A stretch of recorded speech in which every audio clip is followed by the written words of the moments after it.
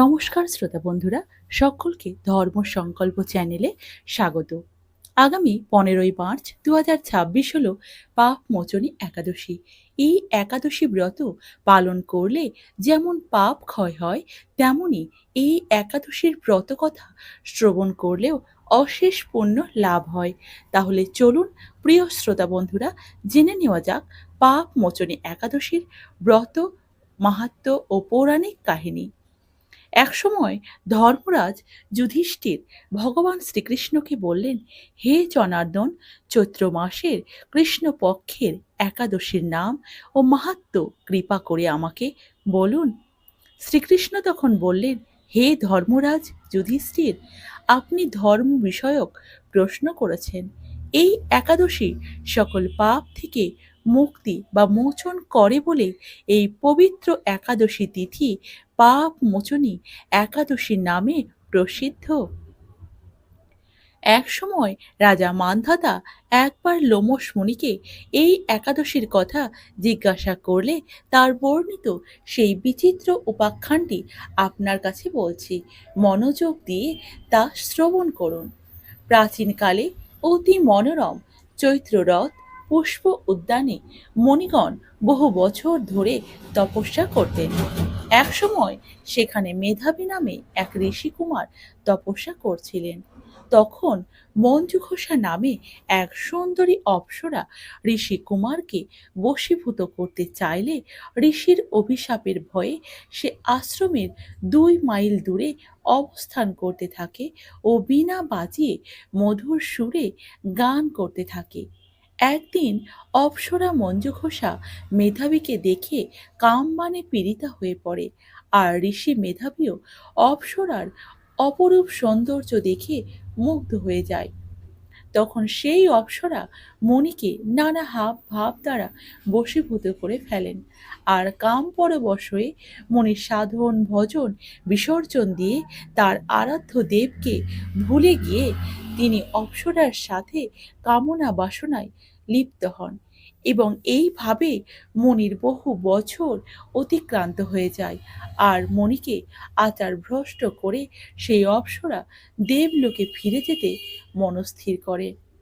একদিন মঞ্জুঘোষা মেধাবীকে এসে বলেন, হে প্রভু, এখন আমাকে নিজ গৃহে ফিরে যাবার অনুমতি প্রদান করুন।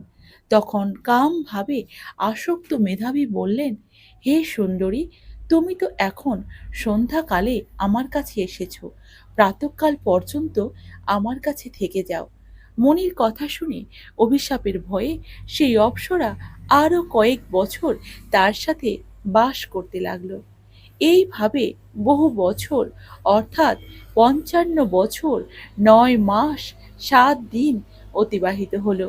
দীর্ঘকাল অপ্সরার সহবাসে থাকলেও মেধাবীর কাছে তা অর্ধরাত্রি বলেই মনে হলো।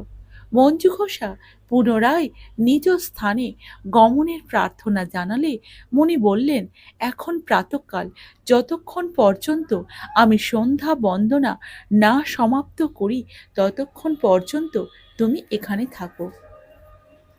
মুনির কথা শুনে ঈষৎ হেসে মঞ্জুঘোষা তাকে বললেন, হে মণিবর, আমার সহবাসে আপনার যে কত বছর অতিবাহিত হয়েছে তা একবার ভেবে দেখুন।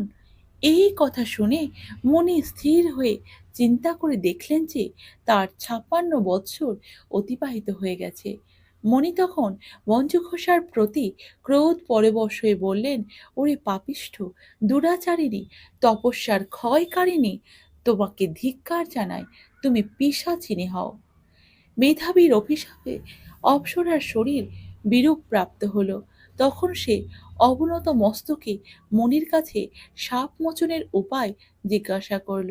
মেধাবী বললেন, হে সুন্দরী, চৈত্র মাসের কৃষ্ণপক্ষিয়া পাপ মোচনে একাদশী সর্বপাপ ক্ষয়কারিণী।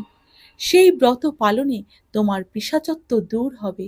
পিতার আশ্রমে ফিরে গিয়ে মেধাবী বললেন, হে পিতা, এক অপ্সরার সঙ্গদোষে আমি মহা পাপ করে ফেলেছি। এর প্রায়শ্চিত্ত কি পিতা, তা কৃপা করে আমাকে বলুন। তখন চ্যাপন মুনি বললেন, চৈত্র মাসের কৃষ্ণপক্ষিয়া পাপমোচনী একাদশী ব্রতের প্রভাবে তোমার সকল পাপ দূর হবে। পিতার উপদেশ শুনে মেধাবী সেই ব্রত ভক্তি ভরে পালন করল। তার সমস্ত পাপ দূর হলো। পুনরায় তিনি তপস্যার ফল লাভ করলেন। মঞ্জু ঘোষাও ওই ব্রত পালনের ফলে পিশাচত্ব থেকে মুক্তি হয়ে দিব্য দেহে স্বর্গে ফিরে গেলেন। যুধিষ্ঠির বললেন, হে মহারাজ, যারা এই পাপ মোচনে একাদশী পালন করেন তাদের পূর্বকৃত সমস্ত পাপই ক্ষয় হয়ে যায়। এই ব্রতকথা পাঠ ও শ্রবণে সহস্র গোদানের ফল লাভ হয়। তাহলে শ্রোতা বন্ধুরা, যদি ভিডিওটি ভালো লেগে থাকে তাহলে চ্যানেলটিকে সাবস্ক্রাইব করে জয় শ্রীকৃষ্ণ, রাধে রাধে, রাধা রানীর জয় কমেন্টে লিখতে ভুলবেন না এবং চ্যানেলটিকে সাবস্ক্রাইব করে আমাদের পাশে থাকবেন।